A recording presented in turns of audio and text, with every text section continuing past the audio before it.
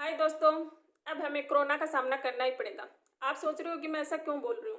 क्योंकि देश में लॉकडाउन हट गया है।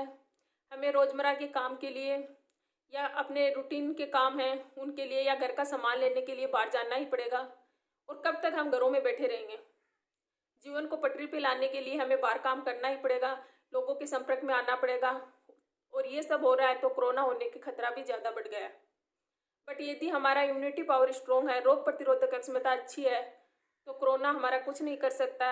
हम इससे अच्छी तरह से फाइट कर सकते हैं। ये चाहे बूढ़े हों या बच्चे हों, यदि जिनका भी इम्यूनिटी पावर स्ट्रोंग है वो इजीली इससे फाइट कर सकते हैं। तो अब हम बात करेंगे कि इम्यूनिटी पावर स्ट्रोंग कैसे हो। तो हम रोज़मर्रा की जो खाना है इसी में कुछ चीज़ें हटाकर और कुछ चीज़ों को ऐड करके खाने पे अच्छी तरह से ध्यान देकर हम अपना इम्यूनिटी पावर स्ट्रोंग कर सकते हैं और बच्चों का भी कर सकते हैं और हमारे फैमिली को बिल्कुल सेफ रख सकते हैं। तो आज हम इसी के बारे में चर्चा करेंगे। यदि आपका इम्यूनिटी पावर स्ट्रांग होगा तो आपको कोरोना होकर भी चला जाएगा, आपको पता ही नहीं चलेगा। अब बात करते हैं कि कौन से लोग हैं जिनका इम्यूनिटी पावर बिल्कुल कमज़ोर होता है या वीक होता है। ऐसे लोग जिनका बीपी हाई हो या फिर लो हो, जिनको डायबिटीज़ की प्रॉब्लम हो, खून की कमी हो, अस्थमा हो, या फिर हृदय रोग हो कोई, या फिर लीवर से रोग हो, या फिर अस्थमा की शिकायत हो, या फिर आंत से संबंधित कोई भी रोग हो, या फिर वो आवश्यकता से ज़्यादा मोटा हो, वजन बहुत ज़्यादा उसने गेन कर रखा हो, या फिर बहुत ज़्यादा दुबला पतला हो, लोग देखते ही बोलते हैं भाई कुछ खाता पीता है या नहीं। ऐसे लोगों की इम्यूनिटी पावर कमज़ोर होती है और वीक होती है। तो ऐसे लोगों को खास करके अपना बहुत ज़्यादा ध्यान रखना चाहिए। छोटे बच्चे हैं उनका भी हमें बहुत ध्यान रखना चाहिए। सबसे पहले हम जैसे ही सुबह उठते ही जितना हो सके उतना गर्म पानी पीजिए। जितनी आपकी कैपेसिटी है उतना पीजिए। 1 गिलास पी सकते हैं, 1.5 गिलास पी सकते हैं, 2 गिलास पी सकते हैं। बच्चों को भी पिलाए, बड़ों को भी पिलाएं। सब गर्म पानी जरूर पीजिए। इससे क्या है कि शरीर में जो टॉक्सिकल्स पदार्थ हैं वो बाहर निकलेंगे और आपकी बॉडी बिल्कुल स्वस्थ होगी और ये आपका वजन कम करने में भी हेल्पफुल रहेगा। दूसरा है कि आप दिन में 2 या 3 बार नमक के गरारे कीजिए। नमक के गरारे करना बहुत ज़रूरी है क्योंकि इसमें आपके गले में कुछ चला गया, खराश है या बाई चांस कुछ बैक्टीरिया है जो गले में चले गए कोरोना के, तो वो नमक के पानी से 30 सेकंड के लिए वो नमक का पानी आप गले में रखिए, उसके बाद उसके गरारे कीजिए। तो इससे आपको रिलीफ मिलेगा और आप कोरोना से काफ़ी हद तक बच सकते हैं। खाना खाने में ध्यान दें, जहरीली चीज़ें बिल्कुल ना खाएं और अपने बच्चों को भी ना खिलाएं। ज़्यादा मात्रा में नमक ना खिलाएं, चीनी ना खिलाएं, मैदे की चीज़ ना बनाकर खाएं या फिर ऑयली खाना ना खाएं, ज़्यादा तला भुना हुआ खाना ना खाएं, ज़्यादा मिर्च ना खाएं, जंक फूड ना खाएं, या फिर जो रेडीमेड खाना आता है, पैकिंग का खाना आता है वो ना खाएं। होटल या रेस्टोरेंट से खाना ऑर्डर करके घर पे मंगवा लिया वो ना खाएं। घर पे फ्रेश खाना बनाएं, ताज़ा, वो खाएं। रिफाइन ऑयल का बिल्कुल भी यूज में ना लें क्योंकि रिफाइन ऑयल सिर्फ नाम का ऑयल है, उसमें कोई भी विटामिन नहीं है, वो बहुत ही ख़राब आता है। सोयाबीन में आपने देखा होगा क्या कोई ऑयल है? तो वो सोयाबीन से बना होता है या चावल से बना होता है। उनमें जो चावल और सोयाबीन के बनने के बाद जो एक्स्ट्रा कचरा पार्ट होता है उसको शुद्ध करके केमिकल से करके और एकदम रिफाइन हमें परतदार बना देते हैं। इसमें हमें सब कुछ दिखाई देता है और हम सोचते हैं कि ये बहुत ही शुद्ध है। तो वो तेल बिल्कुल भी यूज में ना लें आप, रिफाइन ऑयल। आप अपने किचन में सरसों का तेल, कच्ची घानी के जो भी तेल आते हैं जैसे कि सरसों का तेल हुआ, नारियल का तेल हुआ, या फिर तिल का तेल हुआ, या बादाम का तेल भी आप खाने में यूज में ले सकते हो। ये तेल यूज में लें, इसमें स्वाद आता है। अब काफ़ी सारे लोगों का क्वेश्चन होता है कि इसमें हम जो डिश बनाते हैं जैसे कि हमें दही बड़ा खाना हुआ वो बना रहे हैं तो उसमें झाग आ जाते हैं, जैसे पूड़ियाँ तल रहे हैं तो झाग आ जाते हैं। रिफाइंड ऑयल अच्छा होता है, उसमें ऐसा नहीं होता है। तो इसके लिए क्या करें कि आप ऑयल लाएं मार्केट से, जैसे 5 किलो का डब्बा लाएं, उसको पहले अच्छी तरह से ऑयल को उबाल लें, गर्म कर लें और ठंडा होने के बाद उसको डाल दें। उसके बाद जब भी आप उसे यूज में लें, निकालें और यूज में लें और ये सब कुछ नहीं होगा आपको। नॉर्मल जैसे आप रिफाइंड ऑयल में पूड़ियाँ तलते हो वैसे तल सकते हो, तो आँखों में जलन भी नहीं होगी और झाग भी नहीं आएगा क्योंकि सोयाबीन चावल इसमें तेल नहीं होता है। तेल ही चीज़ों में उसका तेल खाइए। आपने देखा होगा रिंडी में तेल होता है, सरसों में तेल होता है, तिल में तेल होता है, या फिर नारियल में तेल होता है, बादाम में तेल होता है। तो इससे तेल निकला हुआ तेल अच्छा होता है, ना कि जिसमें तेल ही नहीं है उसका तेल बना दिया और हम वो खा रहे हैं। तो इस चीज़ का बिल्कुल ध्यान दें। खाने में जैसे कि आप दाल यूज में ले रहे हो तो आप छिलके वाली दाल लें, जहाँ तक हो सके वहाँ तक। यदि आप बिना छिलके वाली दाल भी ले रहे हैं तो पॉलिस्टर वाली दाल ना लें, क्योंकि पॉलिस्टर वाली दाल में कोई भी गुण नहीं है। उसको धो के साफ करके उसके सारे विटामिन निकाल के फेंक दिए हैं। तो आप पॉलिस्टर की दाल दिखने में वो अच्छी लगती है, लेकिन वो खाने में बिल्कुल भी गुणकारी नहीं है, आपके लिए बिल्कुल अच्छी नहीं है। तो आप हो सके वहाँ तक तो छिलके वाली दाल लें। यदि आपको छिलके वाली दाल पसंद नहीं है, यदि विदाउट छिलके वाली दाल खाते हैं, तो भी जो पॉलिश की हुई दाल है वो ना लें, इसका ध्यान रखें। आप घी खा रहे हैं तो घर का बना हुआ घी यूज में लीजिए।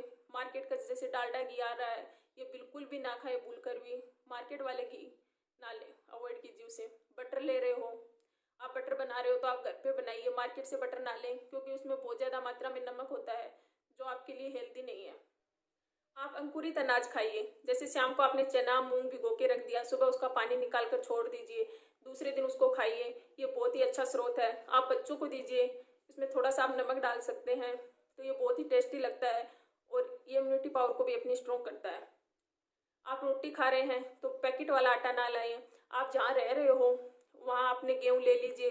ज़रूरी नहीं कि आप गाँव में रह रहे हो, आप शहर में भी कहीं भी रह रहे हो तो गेहूँ लेकर उसको अच्छे से साफ़ कर लीजिए और उसके बाद उसका आटा पिसाइए और उसकी रोटियाँ खाइए। पैकिंग वाले आटे में पता ही नहीं आपको गेहूँ प्रॉपर तरीके से साफ़ की हुई है या नहीं की हुई, उसमें पता नहीं क्या क्या मिला हुआ होता है, मैदा भी डाला हुआ होता है, तो वो आपके लिए बेस्ट नहीं है। आप पनीर खा रहे हो, पनीर बना रहे हो तो आप घर पे बनाइए, घर पे पनीर बनाकर खाइए, वो बहुत ही बेस्ट है। फ्रीज की चीज़ें ना खाइए। इस टाइम फ्रीज में सिर्फ दूध दही छाछ ये रखने के लिए यूज में लीजिए, या फिर सब्जी फ्रूट्स। आप इतनी सब्जी ना बनाइए कि दोपहर में बनाइए और रोज़ शाम को खा रहे हो फ्रीज में रख के, बिल्कुल नहीं। फ्रेश बनाइए और फ्रेश खाइए, ये आपकी हेल्थ के लिए बहुत अच्छा है। आप किचन से एल्युमिनियम और प्लास्टिक के बर्तन बिल्कुल हटा दीजिए। यदि आप अपने किचन में एल्युमिनियम के बर्तन है तो आज ही उनको सबको निकाल कर छोड़ दीजिए, इनको बिल्कुल भी यूज में ना लें। यदि यूज में ले रहे हो तो इसका मतलब आप जहर खा रहे हो। यदि आप नॉन स्टिक कढ़ाई भी यूज में ले रहे हो तो वो अच्छी ब्रांड की होनी चाहिए, ना कि ऐसे ही नॉन स्टिक कढ़ाई आजकल पता नहीं मार्केट में कितने तरीके की आ रही हैं, और उसको आप खाना बनाते हो तो उसके कण खाने में चले जाते हैं और वो आपके पेट में चले जाते हैं, और वो आपके लिए बिल्कुल भी हेल्दी नहीं है। तो आप नॉन स्टिक कढ़ाई भी खाना बना रहे हो तो वो अच्छी ब्रांड की हो। आप एल्युमिनियम को बिल्कुल हटाइए। लोहे की कढ़ाई, पीतल या फिर स्टील के बर्तन में खाना बना सकते हो। लोहे की कढ़ाई बेस्ट है क्योंकि इसमें आयरन होता है, वो आयरन की बनी होती है, और उस खाने में यदि थोड़ा बहुत आयरन भी चला जाता है तो वो अच्छा है, अपने शरीर में हीमोग्लोबिन की कमी को पूर्ति करता है।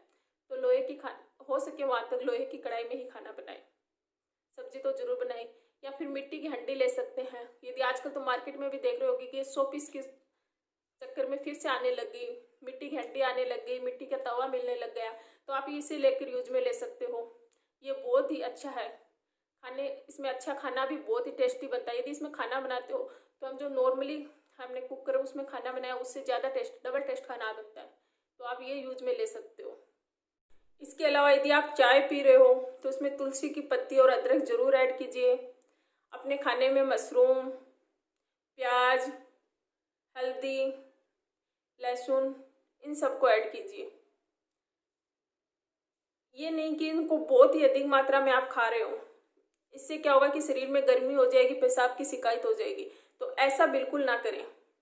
एक लिमिट में खाएं, लेकिन अपने खाने में इन सबको शामिल करें। आप दूध पीजिए, इस टाइम आप लिक्विड लीजिए, जितना हो सके उतना पानी बहुत ही ज़रूरी है। आप पर्याप्त मात्रा में पानी लीजिए। यदि छोटे बच्चे इतना पानी नहीं पीते हैं तो आप उसको तरबूज दे सकते हो, तरबूज खिलाइए, उसमें काफ़ी मात्रा में पानी होता है। या फिर किसी चीज़ का जूस निकाल कर दे दीजिए, या नींबू पानी दीजिए, या उसको छाछ दे दीजिए, या दही दे दीजिए, या फिर उनको नारियल पानी दे सकते हो। आप नींबू जरूर लीजिए, दिन में 2 बार नींबू पानी पीजिए, बच्चों को दीजिए।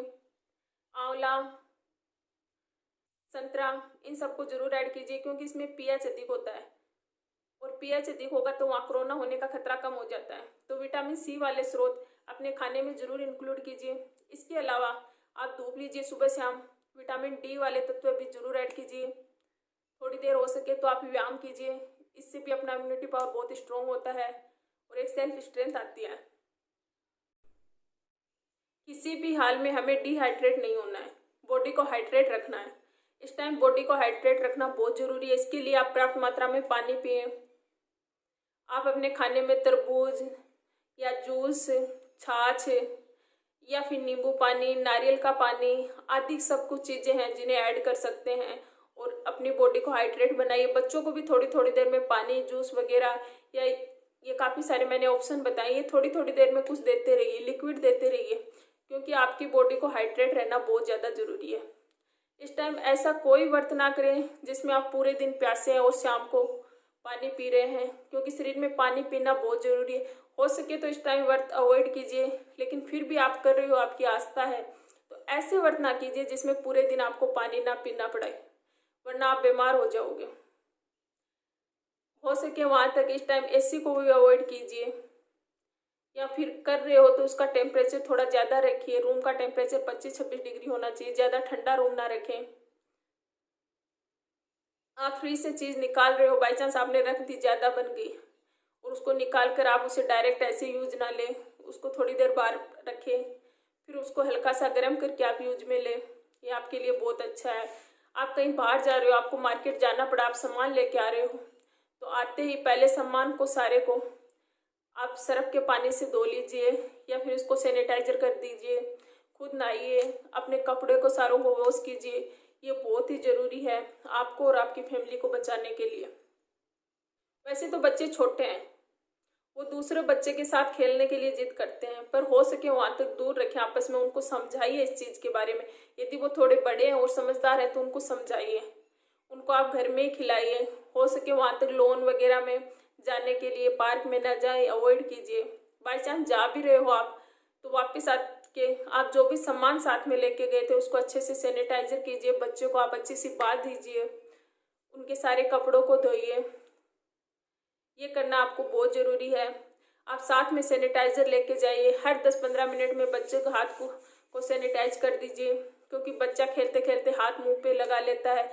पता नहीं कहाँ कोरोना हो सकता है, हमें कुछ नहीं पता है, तो थोड़ा सा हमें सेफ्टी की भी बहुत ज़रूरत है। ये बिल्कुल छोटी छोटी बातें हैं, लेकिन काफ़ी काम की बातें हैं। इससे अपनी रोज़मर्रा की ज़िंदगी में अपनाकर हम हमारे परिवार को सेफ रख सकते हैं। घर में यदि बच्चे, बूढ़े, सबका ध्यान रखिए और आप सेफ रहिए, अपनी फैमिली को सेफ रखिए।